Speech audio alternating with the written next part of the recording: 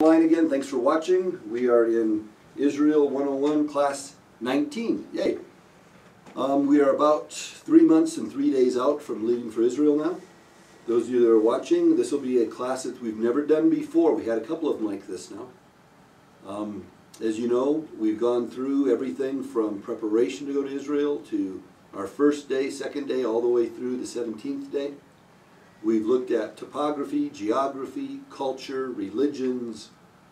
We try to just give you a good overview of everything that you will be exposed to so you can kind of pursue areas of interest before you go, and when you're there you'll have a little bit of a background to fall back on. Today we're doing something a little bit different.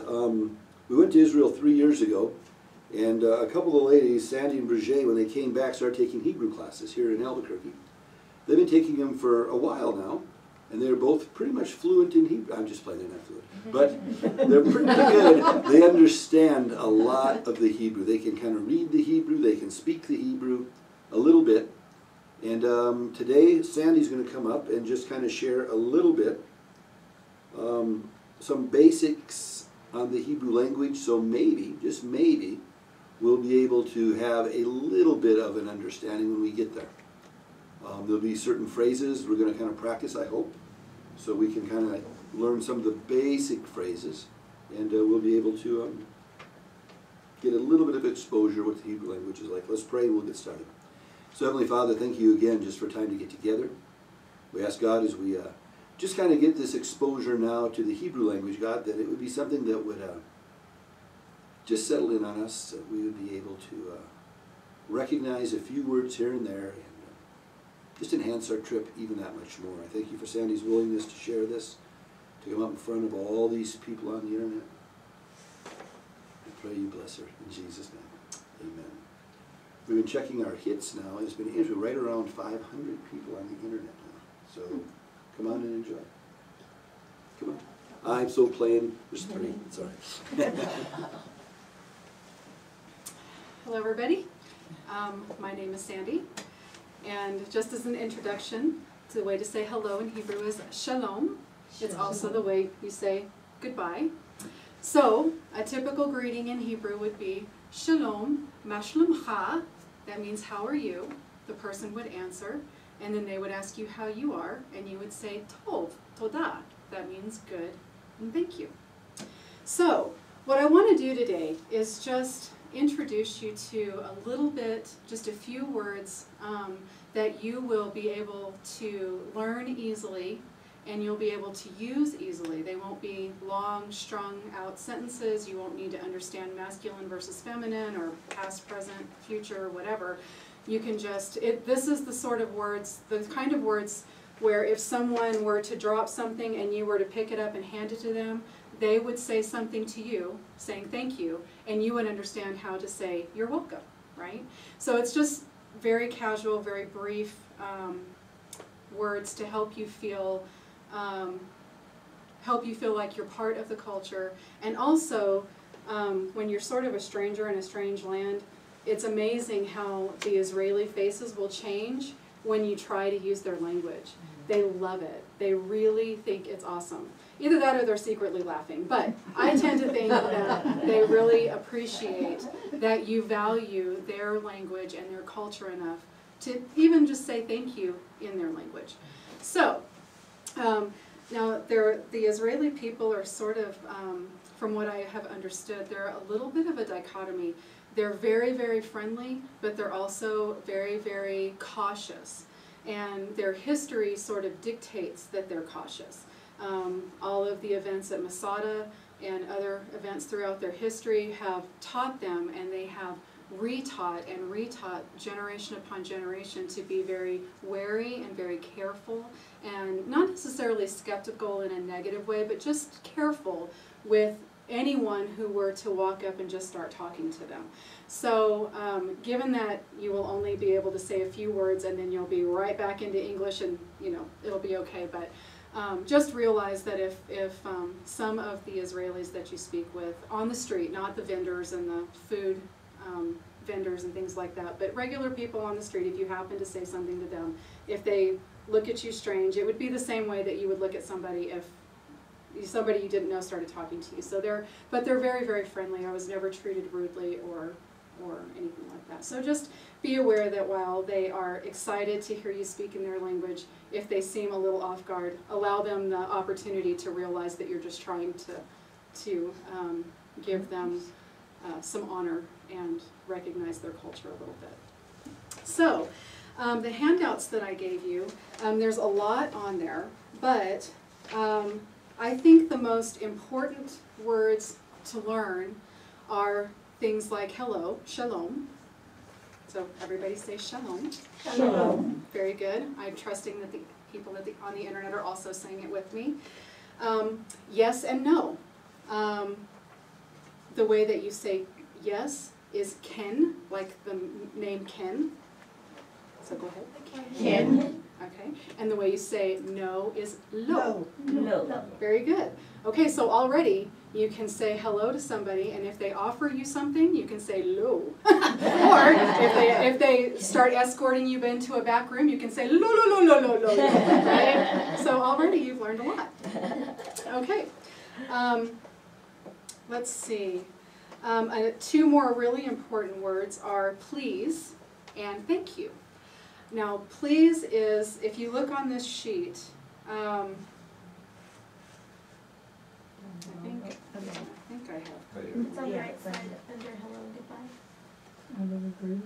Yes, thank you. Please, thank you. I need help from the audience. Thank you so much. About halfway down the sheet. Obviously the Hebrew is right next to the English word, and then what's called the transliteration is right next to that. And it's the sort of English way of trying to say the Hebrew word. So for please, it's 4 syllables.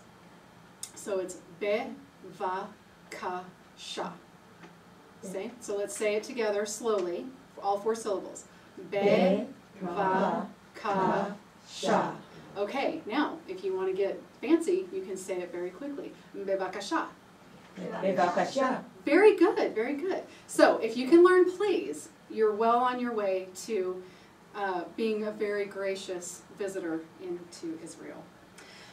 Thank you. You'll be hearing Israelis say thank you all over the place. I think it's the most, maybe it's the only one I really recognized at the time, but I heard it over and over and over again everywhere I went.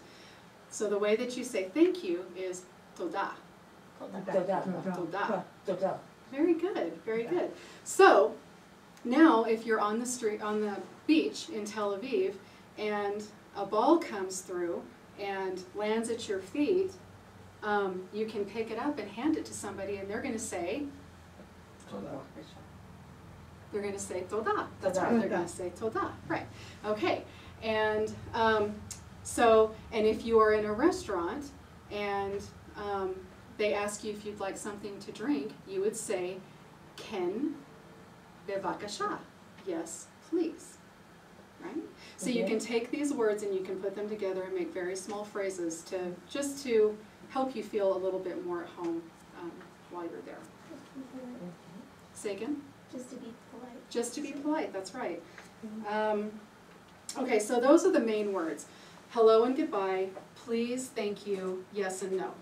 Those are the things, if you can get those 5 words, I think that you'll feel a little bit more at home and just also help the Israeli people think that, you are really you care more about just seeing their beaches and using their facilities and whatever. You're caring about their culture and their language a little bit. Now, also on this sheet, you'll notice sort of on the bottom, it's underneath hello and goodbye, where it says good, bad, nice, pretty, big, small.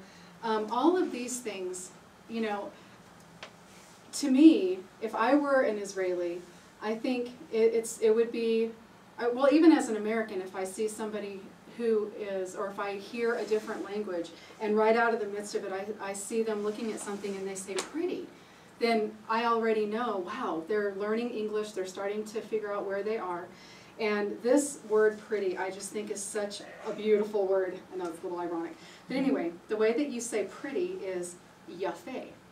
And they use it a lot, like when my Hebrew teacher says it, she points to her face and she says, "Oh, yafeh, yafeh," and it's just the way that someone would say that you are pretty, or that is pretty, or whatever. And yafeh just sounds like it's just a very rolls off your tongue, beautiful word. So if you're interested in pointing out, you can look at maybe some boy somewhere and say, "Oh, no, I'm just kidding. It's a feminine term," and say yafeh. Okay? All right. All right. So then there's some other. I wanted to spend a little bit of time. Now this would be on your own. This is not something that I'm going to be able to, one time hearing it and you'll be able to pick it up and go with it. But the reason I put all of these single words at the bottom of your page, the I, you, he, she, those kinds of things, is because you can actually use these and string them together to make very small phrases. Like, for example, at the bottom, there is the word who. That word is me, which I know is a little bit confusing. But if I were to say who, and then, and then if you look up a little bit, there is the words for you, if you're a man or a woman. So, if I'm talking to Pastor Khan, and I look at him and I say, "Who are you?" I would say, "Me," and then the masculine form of you, which is ata. And I would look at him and I would say, "Mi ata," and then he would answer, "I, ani, Khan," right? So, all of us could practice some of those little tiny phrases whenever we see each other. We could say, "Shalom, miat," because she's a woman, miat, and if she's been practicing, she can look at me and say, "Shalom, ani brige," right? And we can practice those phrases. Now, being out in Israel, how often are you going to ask somebody, "Who are you?" I don't know. Maybe never, maybe more often than you realize if you know how to say it. You can also use right above who, there is where. That's efo. You can ask, "Where are you?" Efo ata. Efo at. And so you can take these little words and you can string them again. And you can also say at the very top there is the word I, ani. You can say, "Efo ani." Where am I? That may be an important question that you may want to ask somebody. Efo ani, right? So, and if somebody were to come up to you and say, miat, then I could look at this and say, ani, Sandy, I am Sandy, if you're choosing to answer the question. I realize these are kind of weird scenarios when you're in a foreign country, but so anyway, that's the reason that I put all of these words at the bottom. And I can certainly help you, but you can piece little tiny phrases together using these pieces of words, and it can just help you be more comfortable with even just speaking the language. Because saying it, hearing me say it, is very different than you trying to say it yourself. So the more you're willing to practice, the more comfortable you'll get, and then once you're actually in Israel, you will be even more comfortable when the time comes for you to order a meal or hand somebody something they've dropped or whatever the scenario is.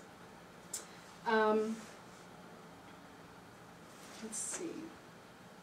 If you turn the page, are there questions about any of that? Does anybody have anything? What is the word for the facilities, like a toilet or a restroom, or do you know that word? I don't, but I can find it. There's no rush, I'm just wondering where. Yeah, no, I don't have that. I don't think I've learned it yet. That's an I important haven't one. learned that. That is. I don't think we haven't. Brigitte and I haven't quite gotten We that far. learned house. It's IFO? IFO is where? Efo. FO? Shevutim. That's how you say it. Shevutim. What am I saying? Bathroom. Bathrooms? Shevutim. Shewatim. How do you spell it? Like it's Like a transliteration.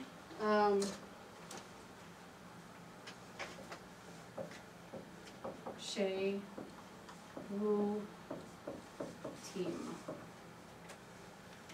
Shevutim.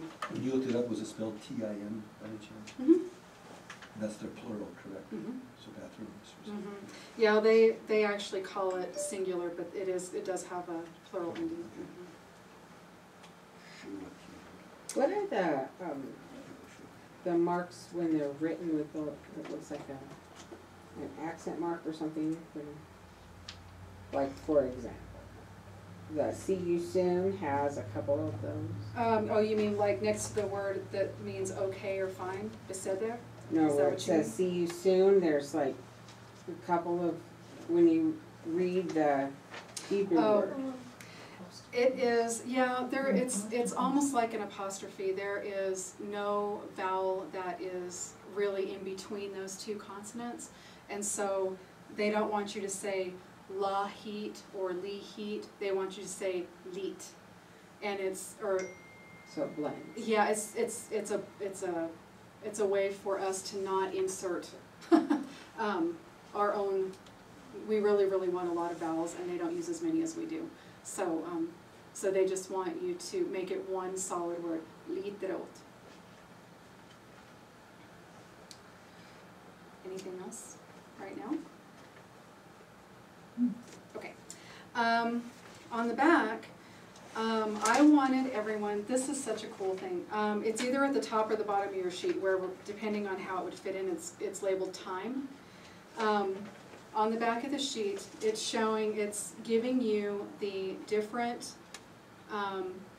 ways that you can describe either the time of day or whether you're talking about a day, a month, a week, a year, that kind of thing. And the thing I wanted to point out, especially to those of you that have been to Israel before, if you remember, every morning when we got on the bus driver and the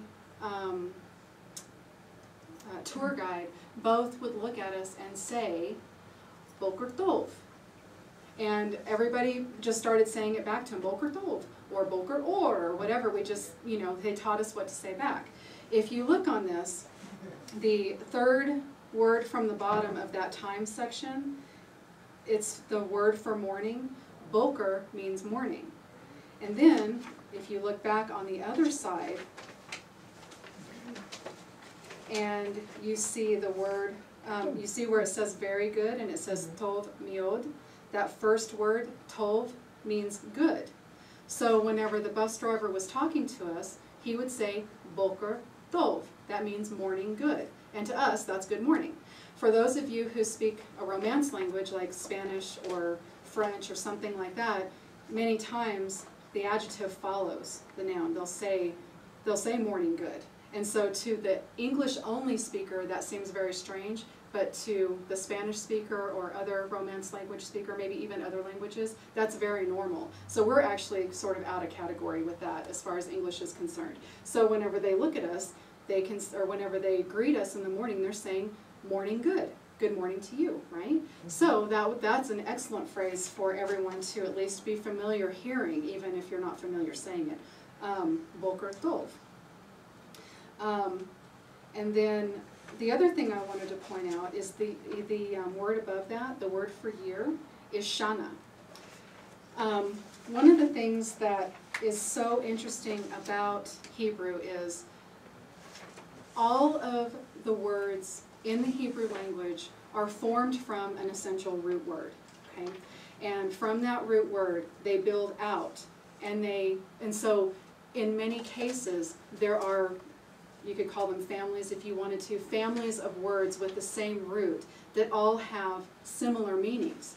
So people who have a basic Hebrew knowledge, if they understand that, when they hear something that they really haven't understood before, if they can hear the root in it, then they get some idea about it, and they start speaking whenever they don't really know the language. That's one of the tricks, if you want to call it that my Hebrew teacher uses when she learns a new language. Many times those root words, she'll memorize those root words, and then she hears just a piece of it, and she sort of can follow a conversation just based on knowing little tiny pieces of it. It's like context clues, almost. So with this word, shana, the word for head, like my head right here, is rosh.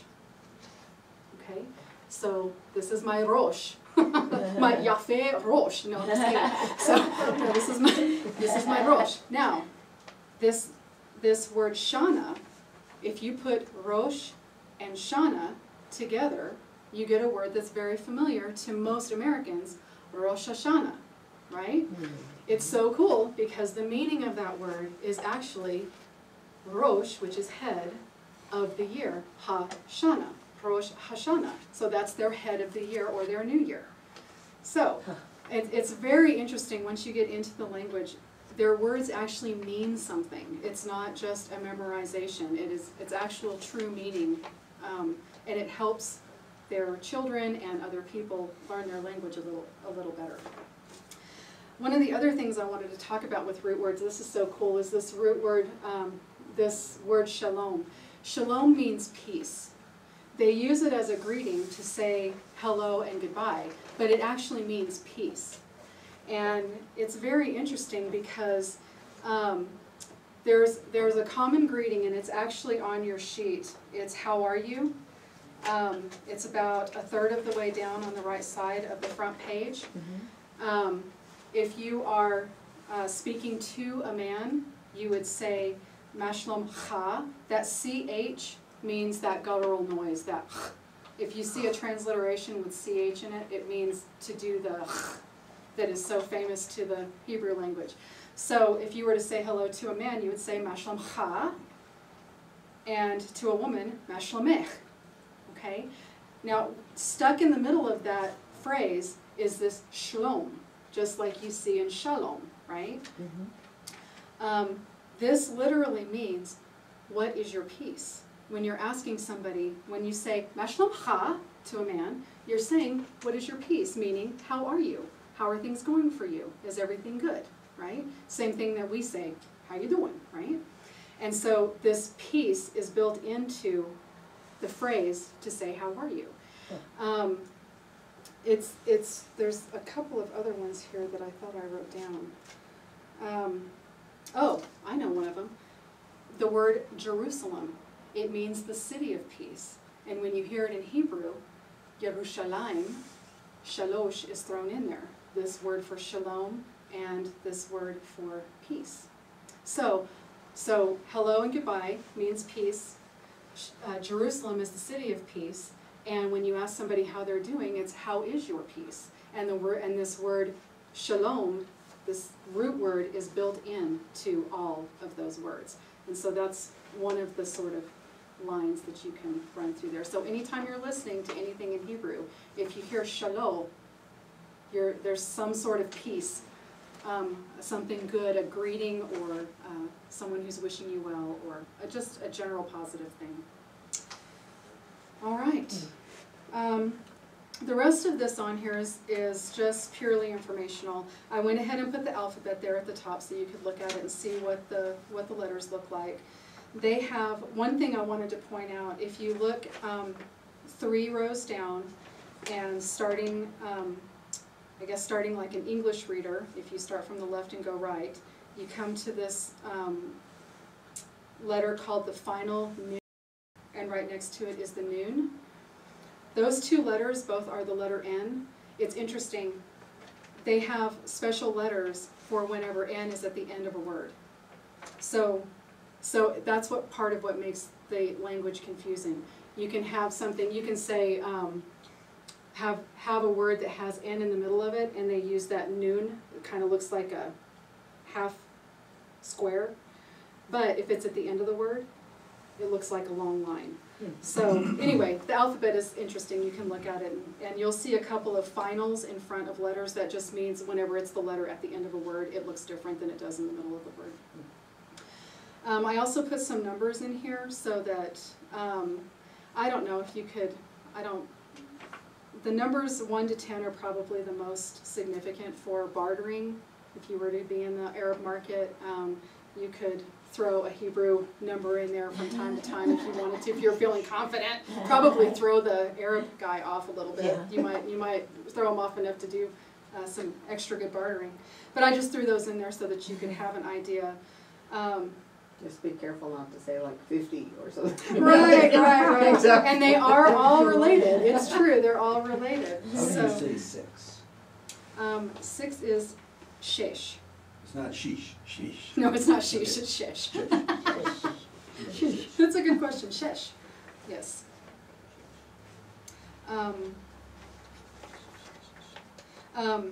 Sheva, number 7, Sheva, that word is, has some connection to Beer Sheva, the city. That's Sheba.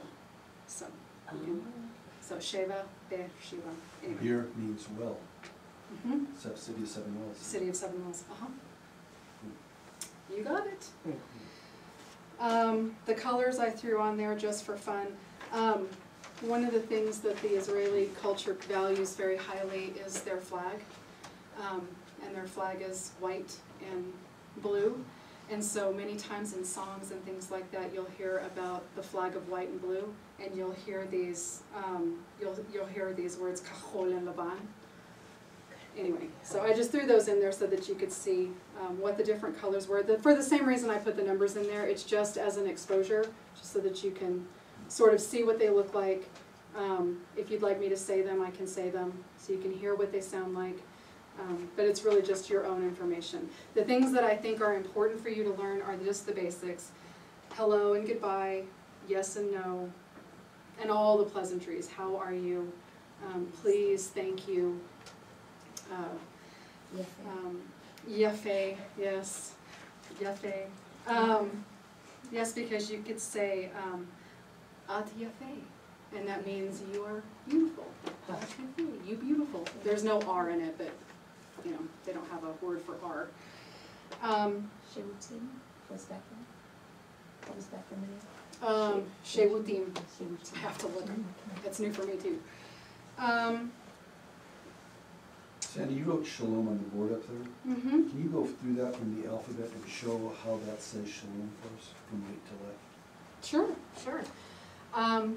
This letter is the SH sound. That's the sh. So on this chart, where is that on? That is the shin. It is the 4th row down, 4th letter from the left. And The it makes shin. the shut sound? Sh. If you look just to the left of it, there's the sin, and the only difference is where this little dot is. That is an S sound, like for sin, and this is an SH sound for shin. So the difference is which place the dot is happening. So if you're going to say shalom, that's why the dot is on this side. They're exactly the same letter with the dot in a different place. So this is the sh, and then this actually is a vowel. They don't have very many vowels that they actually keep in their words. Most of the time, the vowels are only for beginners, and then when you look at the real language, there are no vowels. This is an exception. This is the O sound. So, and this letter is... Where is that O sound? I'm sorry, is that on this chart, the O sound? I don't think so. It would be under vowels. Yeah, it's not on this So chart. these are just consonants? These are just consonants. Okay. So this is the shin, this is a lamed, and it is second row down, second letter over. That's the L sound. So this is sha, this is the L sound. This is the vowel for O, and then this is the final mem. That's the 3rd row down all the way to the right, and this is the M sound. So the vowels are not written; they are learned, and you just know them. So at least once you get to know the language. So anyway, that's how you say it. Shalom. So it's kind of like this. This is together like that. And that Shalom. vowel is always in shalom. Yes, always. Right. And this vowel shows up all over the place. For some reason, they have They like that one. they have a actual letter for this vowel, but not for any others.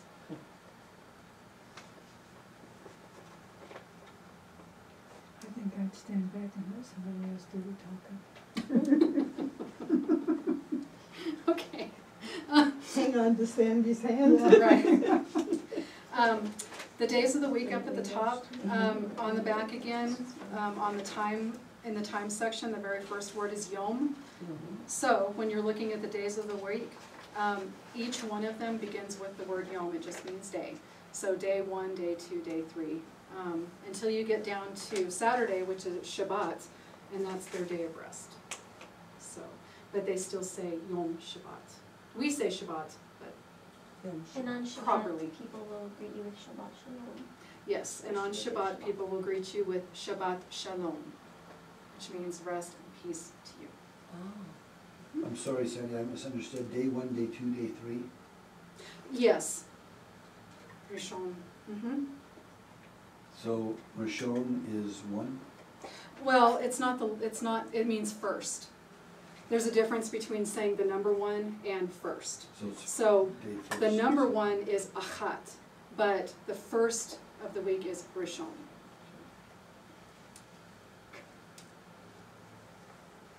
So anyway, those are just there to help you, like, to your question, Wednesday, if you look at the way to say Wednesday, it's got a whole bunch of those, I don't know what they are, markings. Mm-hmm. The way that you say Wednesday is Reve'i. So Like there's baby a, S sound. huh? It's like a little teeny S Yeah, you sound. have to So that put you an can extra make emphasis. letters. There's 2 of those markings in between the 2 I's. So you actually say I twice. And in order to do that, you have to kind of enunciate between them. So it's Reve'i, Reve'i, Reve'i. Is that an accent mark? Is that where you put the? They do sometimes put accents in. Most of the time, their accents are on the last syllable. Not always, but most of It's the like time. a So. placeholder for like an like a very tiny S sound. Yeah, Um, it's a play. to It's be able to so connect in the this rest of the case, words together. they don't want you to squeeze it together. They want you to say both I's, not just Revi. They want you to say Revi. Mhm.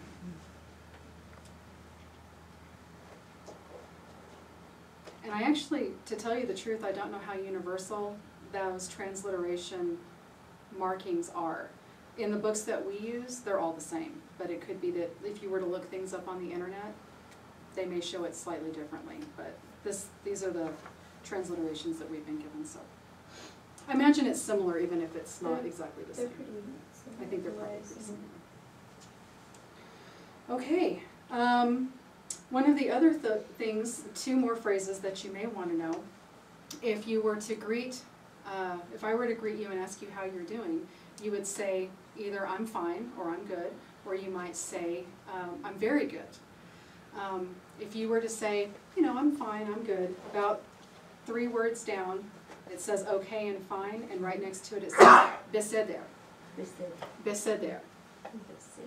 That's kind of a hard one to say because the word air is at the end of it. Beseder. Beseder. And it's weird.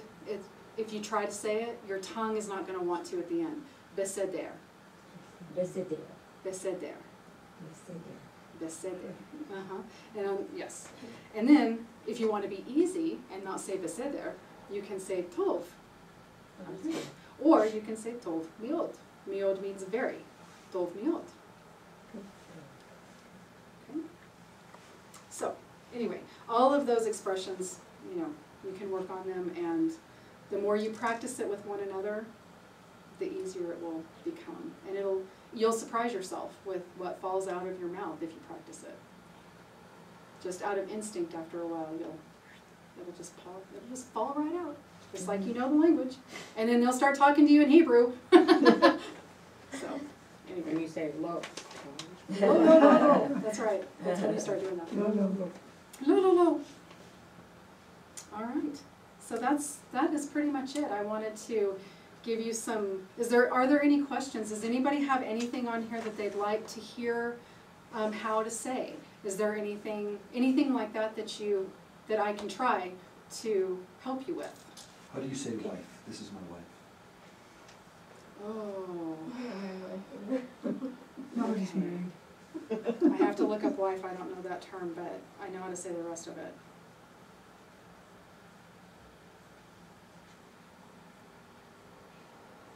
Oh, well, that's easy. Isha. Isha is wife. Zot isha. So you would say, for this, Zot. Zot. Zot. you would say zot. Yes, you're right. Zot Isha Shelah, of mine. This wife of mine.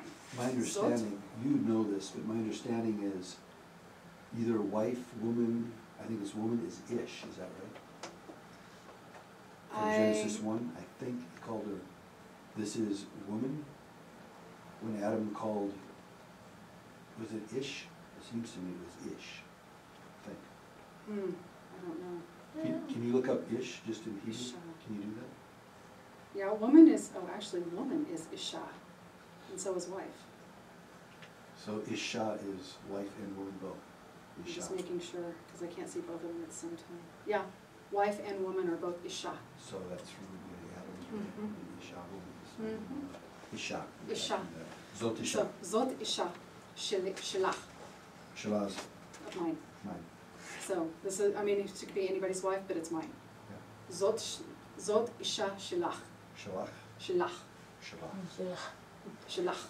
Zot Isha. And if you were to say, well, you wouldn't say wife, but you would say Sheli, and he's Shelach. Mhm. Sounds like a song, Sheli, Shelach.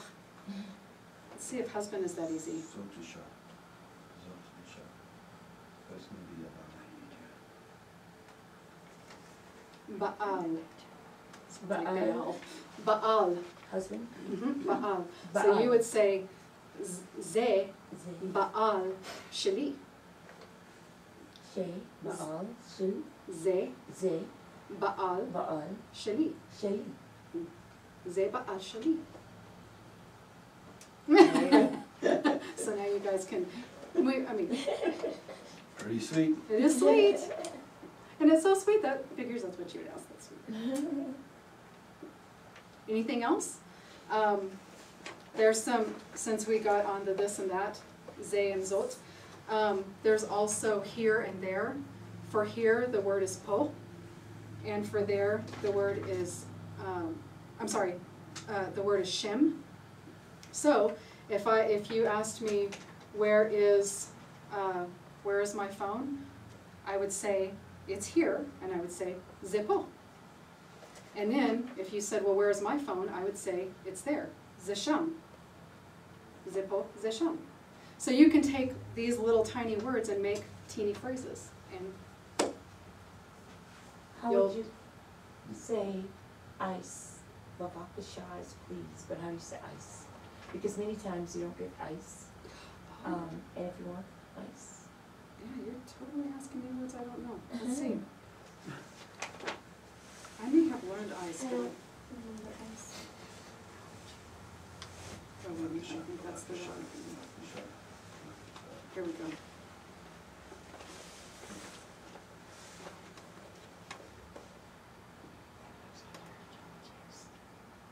Kerach. Kera. Kerach. Kera. Yeah, so How do you, Half carrot, half rock. Kalach. hey, okay, that's easy. K-E, like K, and then Rach. Rach. Kerach. Kera. Kerach. Nice. That's ice. Hmm? That's ice. That's ice. Kerach.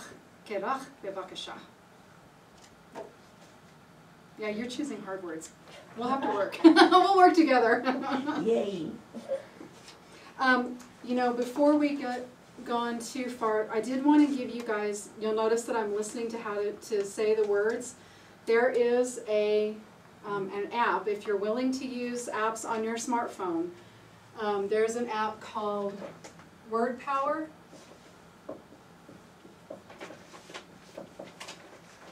And I think they have them for several languages, so you'd want the one for Hebrew.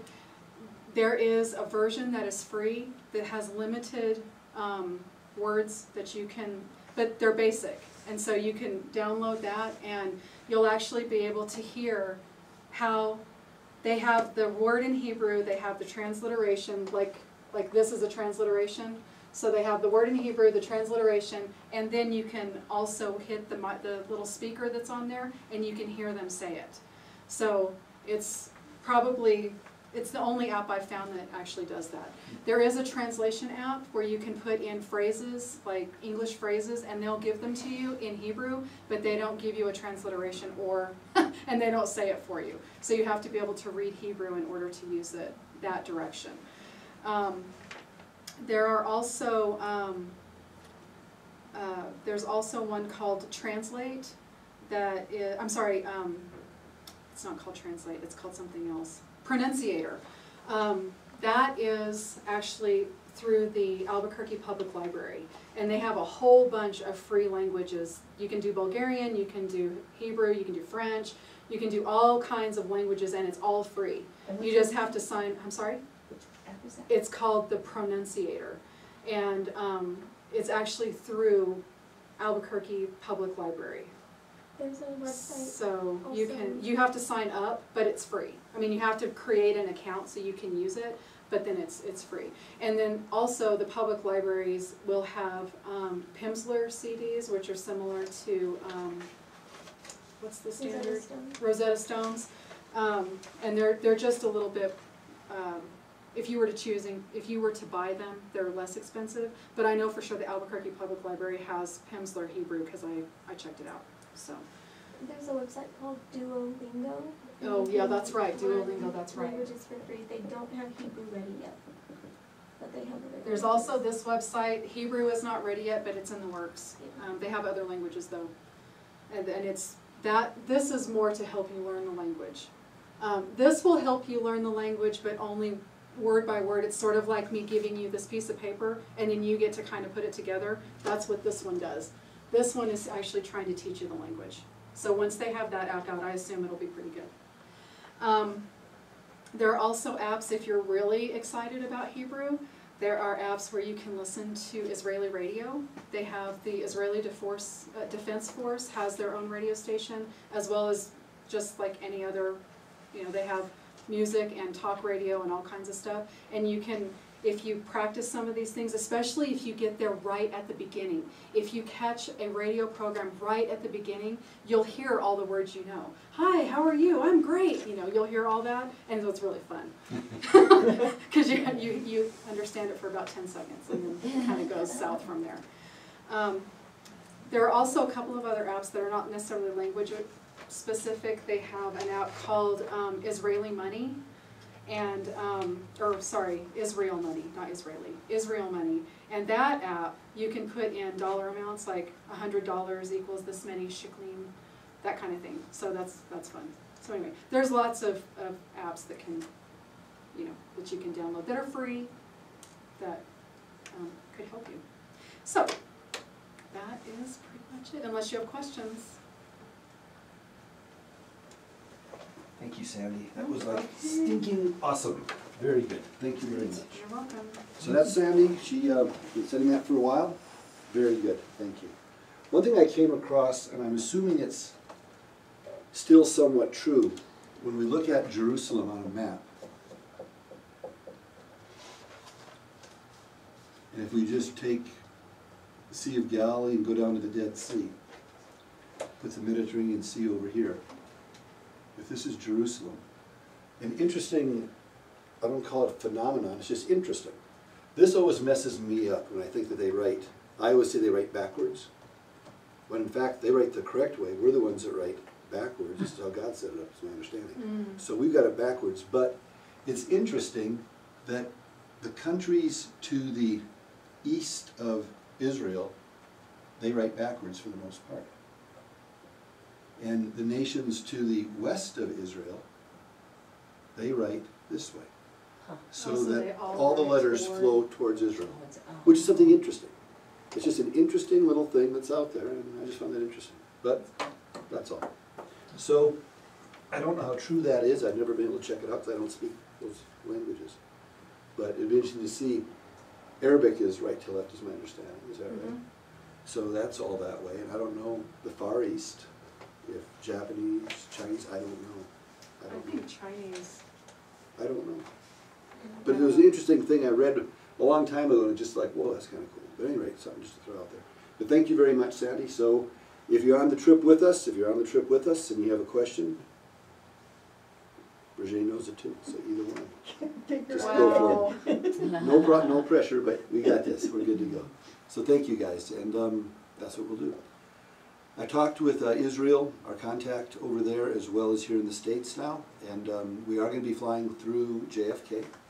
So that is done. Not that it makes any difference, because we're going to be coming out of Albuquerque, but just for your information. And everything's looking pretty good. Everything's pretty much set. We will need the final payment. If you have not paid it in full, we'll need the final payment by April 9th. We have to send it in April 9th, so I'd appreciate the payment like by April 7th or something. And then we send in that last payment and it's done. After this Wednesday, which is the 9th of March, after this Wednesday, a cancellation fee is I told you 200, I think it was 500. So it's a 500 cancellation fee after the 9th of March. And that is for the airlines, because they're booking the flights on this next coming up week. So after the 9th, if we said, I'm not going, it's a $500 cancellation fee that the airline sets in. So just so we're aware of that. So that's where we're at on that. So I think I was telling you 15th or 18th, or as I called to make certain, and she said, no, it's the 9th. So it's the 9th of March, and it's a $500 cancellation fee.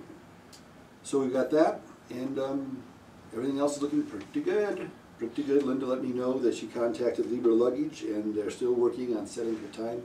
Hopefully they'll be able to come here. That's our goal. And teach us how to pack on a 2-week, yes, it's possible, Bridget, and I thought maybe Yvette could watch it too, how to pack a 2 or 3 week vacation in a backpack. In a backpack. I know that seems impossible. No, I Carry did on. really well last Are you good then? Are you good then? In a Yeah, carry-on. In a carry-on, Woo! That's even tougher. But I just can't imagine you, Yvette, able to do that. But I'm not sure I'm able that's crazy. But They we probably roll things really tiny or something. I But don't know we'll, what they do. but hopefully we're going to have that either here or there, Right. and that'll be one of our last Israel 101s. I'm hoping here so we can film it, so it can be on here, and it can be a permanent thing. I So don't think they do Sunday, he said. We'll be But glad to we'll go work it whenever. out with her. Yeah, we'll get something working. But that could be fun. Yeah. So we'll see how to pack. So that's coming up. And apart from that, we're going to be going, like I said, the first and third Sunday of the month from here on out. So the first and third, is it first and third, baby? to. It's the first and fourth. First and last, because we're gone the third, that's right. The first and last Sunday of the month. So this is the first, now will be the last of March, the 1st of April, the last of April, the 1st of May, yeah, then we leave, that's right, and the last of May. So we'll have 7 left. So we're almost there. So we're down below 100 days now. So here we go. So that's it, we're good. Thanks for joining us, guys, and we'll see you in a couple of weeks. God bless you. Thank you, Sandy. That was pretty good right there.